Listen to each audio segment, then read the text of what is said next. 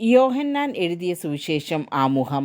യേശുവിൻ്റെ ശിഷ്യനായ യോഹന്നാനാണ് നാലാമത്തെ സുവിശേഷത്തിൻ്റെ കർത്താവ് എന്ന് പാരമ്പര്യം സാക്ഷ്യപ്പെടുത്തുന്നു.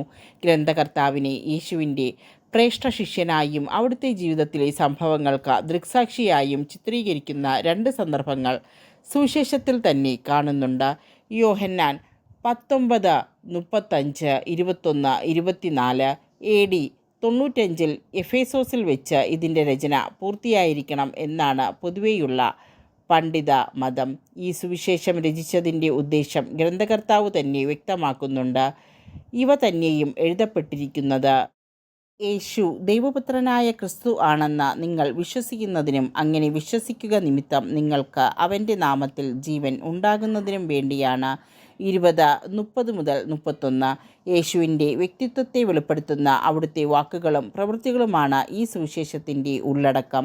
ഇവയുടെ ബാഹ്യമായ വിശദാംശങ്ങളിൽ തങ്ങി നിൽക്കാതെ അന്തരാർത്ഥത്തിലേക്ക് ചുഴിഞ്ഞിറങ്ങി യേശുവിൽ പൂർത്തിയായ രക്ഷാകര രഹസ്യം വെളിപ്പെടുത്താനാണ് ഗ്രന്ഥകർത്താവിൻ്റെ ശ്രമം.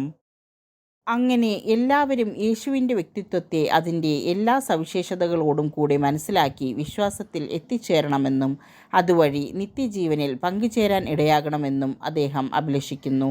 ഇക്കാരണത്താൽ വിശ്വാസത്തിൻ്റെ സുവിശേഷം എന്നും ജീവൻ്റെ സുവിശേഷം എന്നും ഇതിനെ വിശേഷിപ്പിക്കാറുണ്ട്.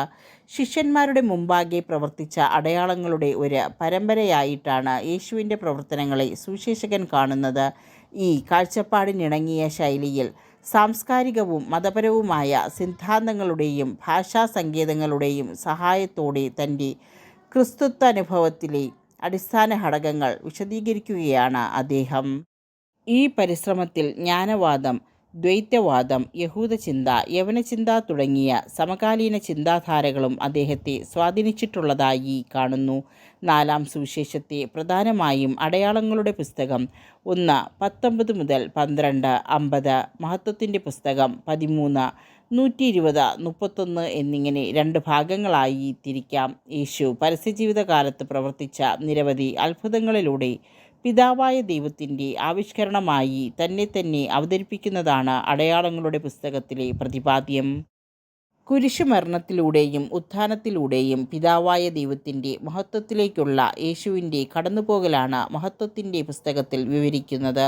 കൂടാതെ ഒരു ആമുഖവും 1 മുതൽ 18, ഒരു അനുബന്ധവും 21, 1 മുതൽ 25 ഈ സുവിശേഷത്തിനുണ്ട്.